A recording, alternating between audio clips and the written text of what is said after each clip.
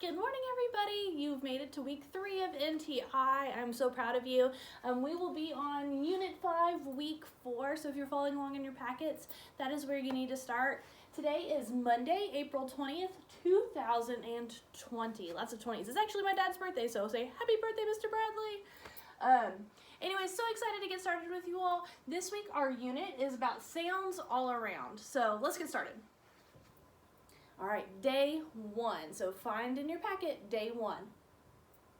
All right, our essential question this week is what sounds can you hear? So we're talking about different sounds. So maybe close your eyes for a second and listen to some sounds that you hear all around you. Maybe you hear honking of a car or some birds chirping outside. I don't know. Now think, how are those sounds made?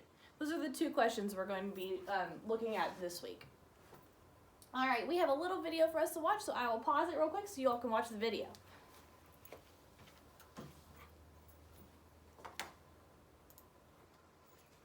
All around. What sounds can you hear? How are they made? Listen, there are sounds all around you every day. If you listen carefully, you can hear many sounds in nature. You might even hear drops of rain falling in a forest. While some sounds are made by nature, others are made by people. Traffic in a city can be very noisy. Listen to the music of a marching band. Don't the sounds of horns, drums, and cymbals make you want to join the parade?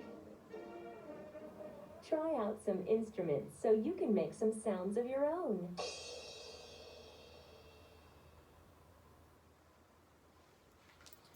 Awesome, great job, guys. And this is actually kind of a review because if you remember back a couple of units ago in science, we actually discussed some of those sounds and vibrations and sound waves. So think back really hard and think about some of those vibrations and those different noises we made in our science. All right, so here are some of our vocabulary words for this week. Our first vocabulary word we're going to discuss is volume. I'm sure you all have heard this word. I know we talk about it sometimes in the classroom when we have to turn the volume up or the volume down on our smart board when we are watching different videos because some are more quiet than others. But volume is a level of sound, whether maybe it's loud and sometimes it is soft.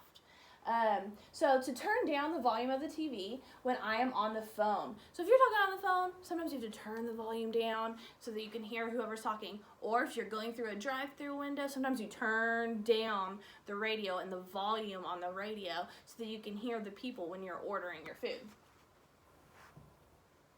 All right, senses. We talked about this actually in kindergarten, so this is going to take a lot of thinking back. But can you think about some of your 5 senses? If you look right here, this little boy is giving you all some clues. Have you thought of some of them? The senses give us information about the world around us. So we have 5 of them, like I said, and we have this, one of them is the sense of seeing, one is hearing, one is feeling, this little boy is touching the cat, one is tasting, like licking this ice cream cone, and the other one is a sense of smell. Those are our 5 senses. And you use those a lot when you're talking about the level of volume. All right, I'm going to click through these. As I'm clicking through them, I want you to follow along and say the sounds that these different letters make, okay? Go ahead and participate with me.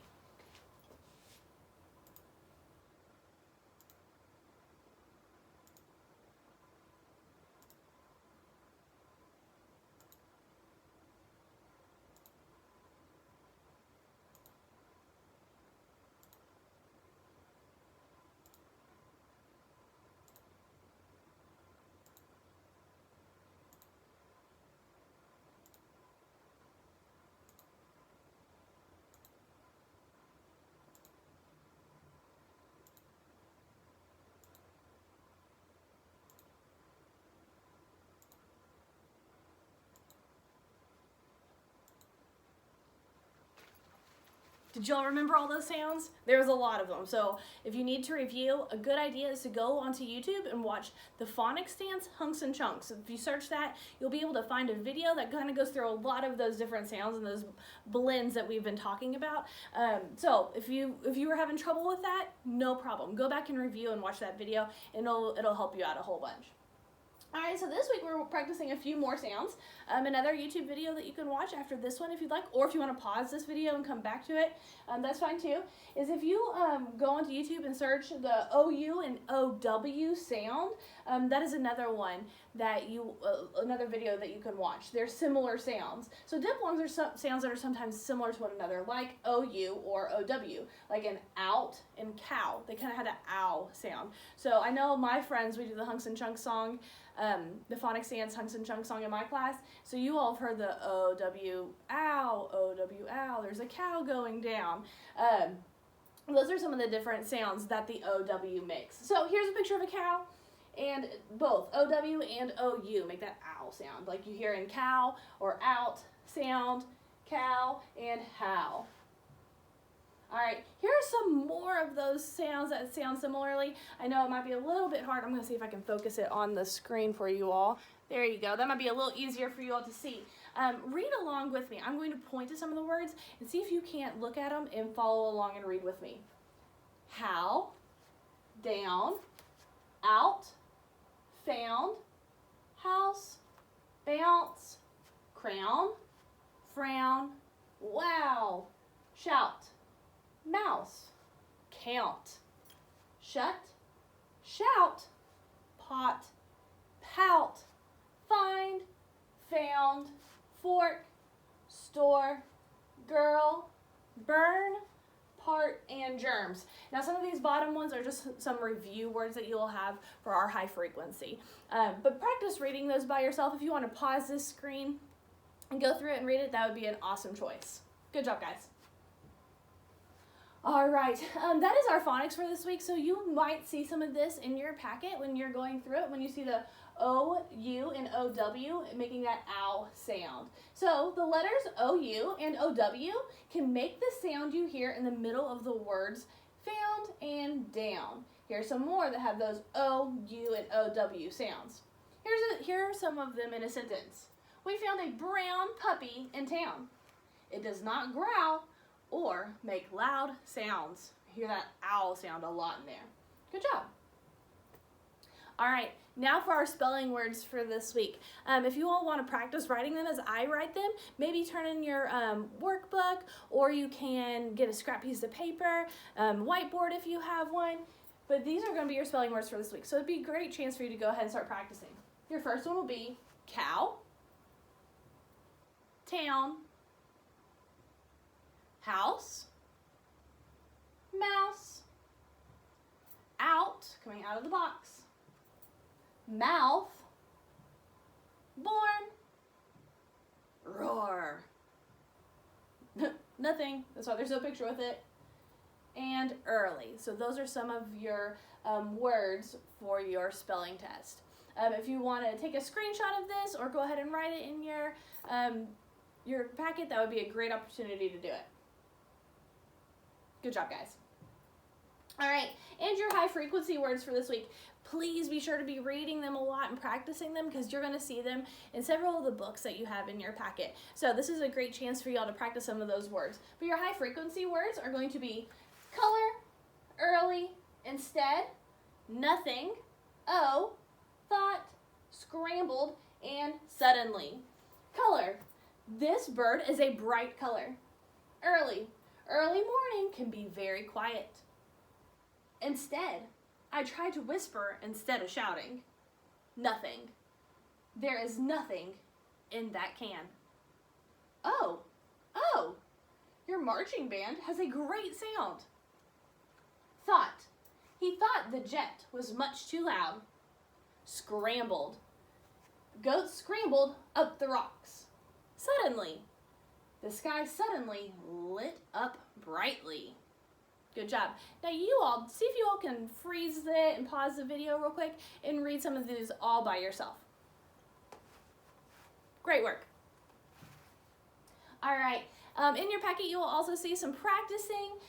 We just have some words that you can follow along with. If you don't see a page in there, because I know we are going to be switching up our packets a little bit, if you don't see this page in there and you just want to grab a scrap sheet of paper or even take a sidewalk chalk outside or maybe write with Play-Doh or markers, whatever you want, here are some high frequency words that you can practice writing. See if you can't write them 2 or 3 times each on each line. We have a few more. Same thing goes for this group. All right, and a few more vocabulary words. The word scrambled. Scrambled means to climb up or walked quickly. As you can see, this goat is kind of, he's trying to get up there really quick up the rocks. Especially this little baby. Look at him. He's kind of jumping down here. So the goat scrambled up the rocks. And then suddenly. Suddenly, if something happens suddenly, it happens really quickly and without any warning. Kind of like school getting called off, guys. We weren't really sure that all this was going to happen. And then suddenly, we got an email and a call and school was canceled all of a sudden to try to protect us and for our safety. And so suddenly, something that we weren't really expecting is something you can't really prepare for.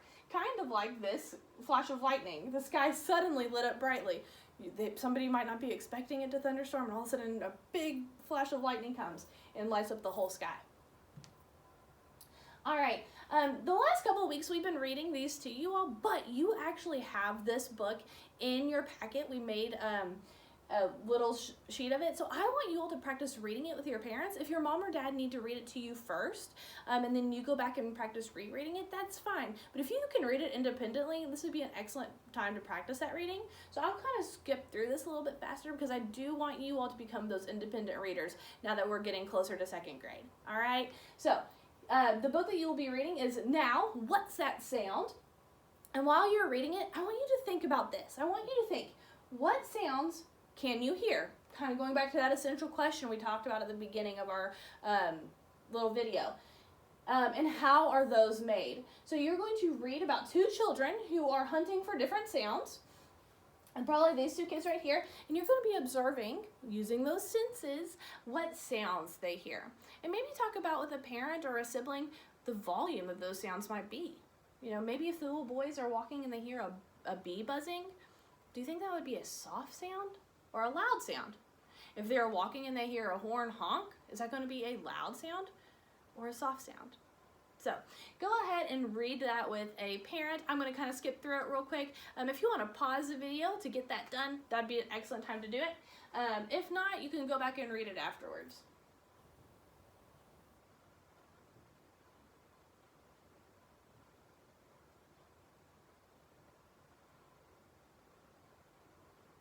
All right. So in this story, when you were reading, there was a problem, but there's also a solution. Remember, a problem is when the characters in the story kind of have something that is troubling or tricky that they have to figure out. A problem is something, it just says it. A problem is something characters want to do, change, or find out. The way the problem is solved is the solution. So when they solve that problem, they find the solution to it. On page 182, it's not really 182 in your packet, but if you look at your little reading, it's a little tiny blurb down at the bottom. It'll kind of have those numbers just like right there. It asks, what's that sound? And they have to figure out what the sound is. So their problem is not knowing what the sound is, and the solution is figuring out what the sounds are. So you can even make a little chart like this where they have the problem, and they talk about the steps to finding the solution, doing a little investigating, and then how they found the solution and what the solution was. Good job, guys. All right, you all will have this in your packet where you have to write the problems and solutions to Now What's That Sound? So don't forget to write the correct way. We're really looking at that handwriting when you turn in those packets. You all are this close to 2nd grade, so I don't want to see letters going all crazy. I don't want to see capital letters in the middle of your sentence anymore. There better be a punctuation mark at the end. Don't forget to use your finger for those finger spaces and make a really good smiley face sentence. Parents, if you don't know what a smiley face sentence is, this is how I have the kids check themselves. If they have a capital letter at the beginning, they get the eyeball for their sentence.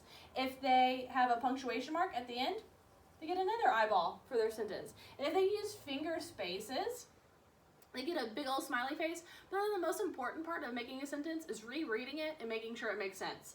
And if they reread it and it makes sense, then they can give themselves the full smiley face. This is just a little mental check for when they're making their videos, or when they're making their sentences. All right, and then on your grammar page, you're going to be going over some adjectives using the word a and an. And a is used before a noun that begins with a consonant letter, so a tree, a cow. However, if it begins with a vowel, you're going to use the word an. So use the word, or use an before a noun that begins with a vowel. An apple, an umbrella. A and U both are vowels, and so we need to use the word an before it instead of a. So this is what your grammar page will look like. All right, and that is the end of day 1. I hope everybody was able to follow along. If you have any questions, don't hesitate to call your teachers or message them. We're really proud of all of you all. You all are doing great work. Keep it up.